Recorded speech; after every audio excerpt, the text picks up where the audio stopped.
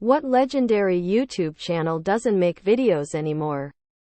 Fuck, going through these comments makes me realize the people I used to watch kind of just stopped being recommended to me on YouTube and I lost track of them. I refuse to call myself a fan of something if I can't remember a name. Thank you to the people that have commented and reminded me of people I used to love watching. Every frame a painting, gold for film students or aficionados. CNanners. Dude was one of the funniest channels around for years. Then he got married and started flipping real estate and had a family.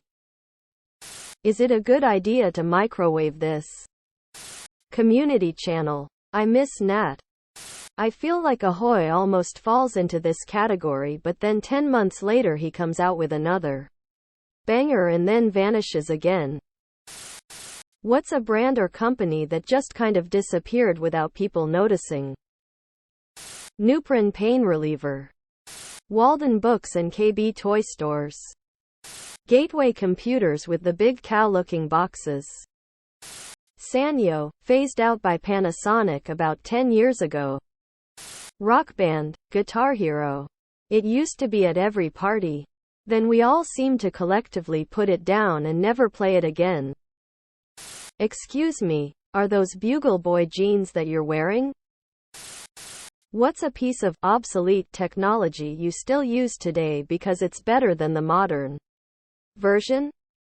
Opening a damn web browser and going to a store's website instead of using an app. If the option is there.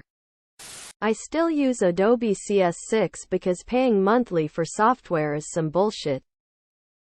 The old, unsafe, gas cans that don't leak gas all over the place. Old tools. My garage sale planes are as good as anything made today. My panel saw is perfect. Now, there's a bunch of survivorship bias and sharpening going on here. But I love them. Knobs in my car to control radio and heat, AC. So much safer than screens. Books. I take books out the library. Read them. Return them. Seeing what books are available on my want-to-read list is a fun game in itself. What are some dark secrets of working at a casino? During my 8-hour shift, a gentleman won $15,000 on a slot machine. Punched out at end of shift and had the next 2 days off. Returned to work after my weekend to find the man still sitting at the same slot machine. He had been there for 2+ days, losing $15,000. Casinos are a last stop for many people on their decision to commit suicide. Many will gamble and drink what bit they have left. Get a room and end it. Lots of suicide on the strip. I worked as a cage cashier. I have seen people come in on payday and spend every penny and then they come back demanding their money back because they need it for rent, medications and food. I would just get security to remove them from the window. I saw 2 grown men ugly crying because they had just lost their house, kids' tuition, something, and kids at the edge of the casino floor watching their mom at the slot machine. What really shook me, though, was hearing items fall out the top floor of the hotel. Then came a really big boom.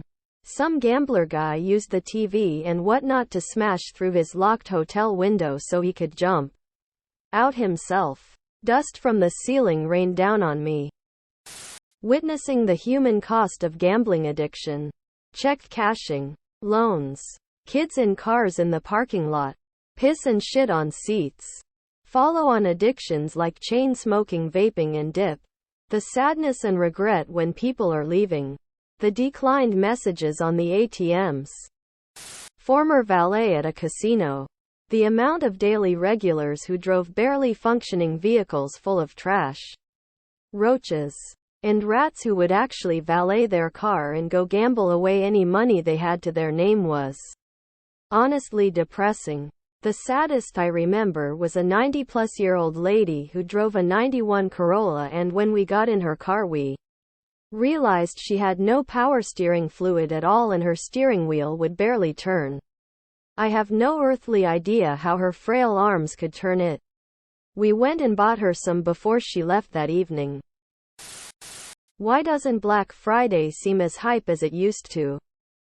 It used to start at midnight and run one day, the day after Thanksgiving Friday. Now it's like 2 weeks with no rush to get there. There's plenty of product. Not for TVs. It used to be a great way to find actual deals. Now it's just an overhyped, annoying extra sales day. But now it's like a whole month. Black Friday doesn't really exist anymore. The sales aren't on stuff I want. They just use it as a clear the garbage from the warehouse day. People are more savvy to the fake sales. 1. Sales aren't seasonal anymore and are on near constantly. Like, tell me a month where somewhere doesn't have a sale on. 2. Black Friday isn't a day-long sale anymore but instead gets extended into Cyber Monday and beyond. I've even seen some places, Black Friday, sales being extended for 2 weeks. There isn't the same sense of rush to get everything now. 3. Many places are well known for hiking the prices in advance to make the deals look better than they are when they put the items on sale. And people are getting clued up to this. 4. A lot of the stock is just old garbage, with a lot of it even dating to pandemic years or before. 5. The stuff that isn't garbage ends up being restocked, priced normally and then put back on sale again for another time, like Boxing Day. Again, there is not the same sense to rush into buying stuff on sale. 6. The cost of living crisis has meant that doing stuff like buying new TVs or designer clothes is off the cards for most people, regardless of whether they're on sale or not. 7. We live in an age of rampant consumerism where buying stuff in general is not special. Credit is on tap and we're often a bit consumered out in terms of feeling, oh wow, 25% off, the price I could just buy it at 3 years ago, whoop-de-doo. Someone said, religion is world's greatest scam. What is your response? Just ask Kenneth Copeland. He's worth $500 million but he needs another private jet and he wants you to pay for it. Religion was the way our ancestors made sense of the world around them. They didn't have particle theory to help them make sense of lightning storms they didn't understand. Plate Tech. Subscribe, my brothers.